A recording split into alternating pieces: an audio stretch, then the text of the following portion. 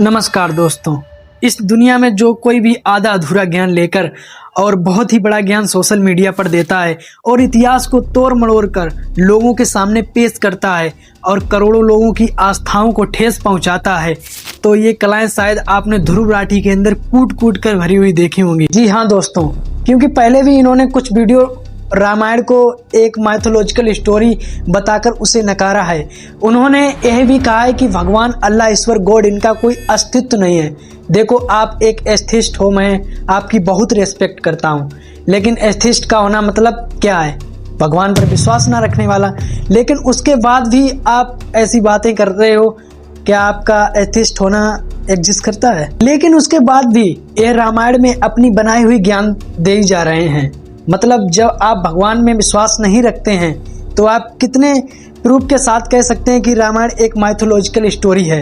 तो इसीलिए कितनी सच्चाई है इस बात में, और आइए जानते हैं पूरा सच आज के इस video. Something was Hinduism, often called the world's oldest religion. Without a clear beginning and with no single founder, it feels more like a river that has always flowed. सबसे पहले हम बात करते हैं रामायण की। वाल्मीकि रामायण की रचना करने वाले महर्षि वाल्मीकि थे। भारतीय परंपरा में रामायण को सिर्फ एक धार्मिक ग्रंथ नहीं बल्कि इतिहास कहा गया है, और इतिहास यानी कि हिस्ट्री का वास्तव में मतलब होता है जो कभी हुआ हो। अगर वाल्मीकि रामायण सिर्फ एक माइथोलॉजिकल स्टोरी होती तो हजारों साल बाद भी इसके वर्णन एकदम सटीक तरीके से कैसे मिल जाते हैं। रामायण को स्पाइडरमैन से कंपेयर करते हैं और अब इसके ठीक बाद यह बोलते हैं। कुछ लोग कहते हैं कि रामायण जो थी ये कहानी नहीं है, ये हमारी हिस्ट्री है, क्योंकि जो ब्रिज है श्रीलंका और इंडिया के बीच में वो रियलिटी में एग्जिस्ट करता है और वो डिस्कवरी चैनल में दिखाया था कि वो मैन मेड ब्रिज है। क्या ये वो लॉजिक नहीं हो गया कि स्पाइडरमैन में न्यूयॉर्क शहर दिखाते हैं तो न्यूयॉर्क शहर तो असली में एग्जिस्ट करता है, तो स्पाइडरमैन भी असली होगा, स्पाइडरमैन भी असली में एग्जिस्ट करता है? नहीं हो सकता। रामायण और रामचरितमानस सिर्फ हमारे रिलीजियस स्क्रिप्चर्स नहीं है बल्कि लिटरेरी एक्सीलेंस के भी बड़े अच्छे उदाहरण हैं। जिस तरीके से रिदमिक पोएट्री में उन्हें लिखा गया है, इसी रीजन से हम उन्हें महाकाव्य करके बुलाते हैं। गजब टूबीबाज आदमी। पहली बात तो आप रामायण को एक फेक स्टोरी बताते हैं और उसके बाद उसको स्पाइडरमैन से कंपेयर करते हैं, और वो भगवान श्री रामचंद्र जो जिंदगी भर पैदल चलते रहे, वो राम जिन्होंने अपना रथ छोड़ दिया वनवास के लिए निकलते वक्त। जब बात करी जाती है कि भगवान हनुमान ने एक पूरी की पूरी पहाड़ी उठा ली और समुद्र पार उसे उड़ाकर ले आए, ये चीज फिजिकली पॉसिबल नहीं है, ये एक बच्चा भी समझ सकता है। इस क्लिप में ध्रुव राठी कह रहे हैं कि कैसे पॉसिबल हो सकता है इतने बड़े पहाड़ को उठाना।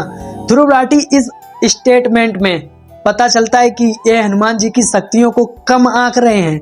उन्होंने रामायण क्या हनुमान चालीसा भी नहीं पढ़ा है, वरना हनुमान चालीसा में एक पंक्ति आती है, अष्ट सिद्धि नव निधि के दाता अश्वत्थ दीन जानकी माता। इसका मतलब यह हुआ कि हनुमान जी के पास अष्ट सिद्धि हैं और नव निधियां हैं, और उसी में से एक सिद्धि है लमा। अभी कह रहे हैं कि भारत में 45% ब्राह्मण मीट ईटर्स हैं।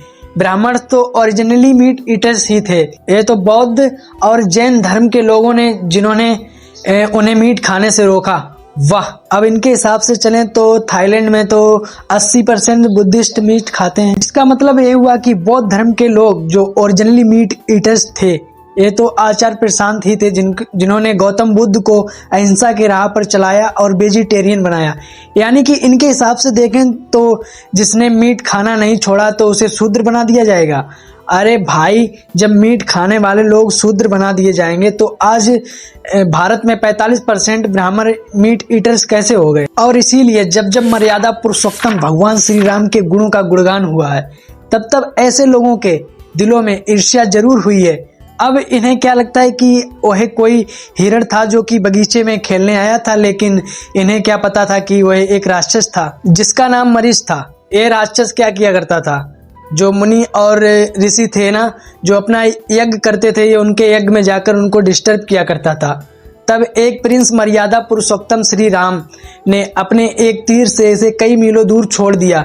मरीज समझ गया था कि यह कोई आम आदमी नहीं है बल्कि यह स्वयं भगवान श्री राम है, और तब से उसने सारे बुरे काम करने छोड़ दिए थे।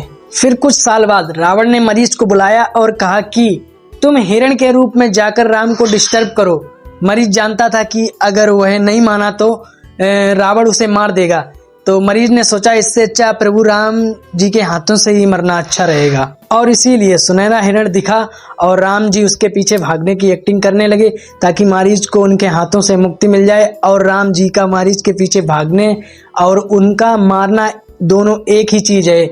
इनका बिलीव यह है कि जो आंखों से दिखता है वह सच होता है। ऐसे तो मुझे तुम्हारी बुद्धि भी नहीं दिखती है, तो क्या तुम्हारी बुद्धि नहीं है? वाल्मीकि रामायण में भगवान श्री राम की पूरी स्टोरी है, लेकिन इन जैसे लोगों को रामायण में सिर्फ मास और माइथोलॉजिकल ही दिखती है। अब हम बात करते हैं गॉड एग्जिस्ट करते हैं या नहीं। आप सारे काम छोड़कर और डीपली जाके एक बार सोचो, हमारा इतना बड़ा यूनिवर्स है, हमारा इतना बड़ा ब्रह्मांड है, और उन यूनिवर्स में ना जाने बिलियंस ऑफ गैलेक्सीज हैं, और गैलेक्सीज में से बिलियंस ऑफ स्टार्स हैं, और उन्हीं में से हमारा एक सन है जिसके 8 प्लैनेट्स हैं जो चक्कर लगाते हैं उसके चारों ओर। उन 8 प्लैनेट्स में से एक हमारी पृथ्वी है जहां पर हम लोग रहते हैं, जहां पर हम लोग एग्जिस्ट करते हैं। इतना बड़ा ब्रह्मांड क्रिएट हुआ है तो उसका कोई ना कोई क्रिएटर जरूर होगा। आप सिर्फ हिंदू धर्म में नहीं बल्कि किसी भी धर्म को खोलकर देख लीजिए, इनकी बात की गई है ना, जिन्होंने इस पूरे ब्रह्मांड को बनाया है। और इसी से संत कबीरदास जी का एक दोहा भी है, हाँ कहूँ तो है नहीं, ना कहूँ तो कहा न जाए, हाँ ना के बीच में साहिब रहे समाए। और इन्हें लगता है कि यह पूरे ब्रह्मांड इत्तेफाक ऐसे ही बन गया है। अब मेरा ओपिनियन है, जो मेरा मानना है कि गॉड एग्जिस्ट करते हैं या नहीं करते हैं। तो मैं जो अब तक पढ़ा हूँ स्पेस के बारे में, स्पेस की बनावट के बारे में, इस पूरे ब्रह्मांड के बारे में, पूरे यूनिवर्स के बारे में, और इसमें जो हिंदू रिलीजन्स हैं और हमारे ग्रंथ हैं, और इन सबको मिलाकर जो मेरा मानना है, तो इसमें मैं इस वर्ष को एग्जिस्ट करता हूँ। मतलब मैं मानता हूँ कि इस बार एग्जिस्ट करते हैं, और इसीलिए हमारे वेद ग्रंथ और उसमें विज्ञान नहीं है बल्कि हमारे वेद ग्रंथ ही विज्ञान है। क्योंकि इस पूरे यूनिवर्स का जो ज्ञान है, जो नॉलेज है, साइंस से उसी का एक छोटा सा पार्ट है, और हिंदू ग्रंथ है वो इसका एक बड़ा पार्ट है। इसका मतलब यह हुआ कि जो साइंस है यानी कि विज्ञान और हमारे हिंदू ग्रंथों में जो विज्ञान है वो दोनों एक ही हैं। सारी डिस्कवरीज, एक्सप्लोरेशन और इन्वेंशंस जो हुई हैं वो हमारे हजारों साल पहले ही हो चुकी हैं। और इसी कारण जो ध्रुव राठी है ना, वो इसके ऊपर वीडियो तुरंत बना देते हैं कि क्या हिंदू मांस मीट खा सकते हैं। लेकिन मैं आपको लिख कर दे सकता हूँ कि ध्रुव राठी कभी इसके ऊपर वीडियो नहीं बनाएंगे। क्या मुस्लिम सुअर का मांस खा सकते हैं? क्योंकि आजकल हमारे हिंदू धर्म को बहुत तेजी से टारगेट किया जा रहा है। हमारे हिंदू धर्म, हमारे सनातन धर्म को टारगेट करना एक पैसा कमाने का जरिया आजकल बन चुका है।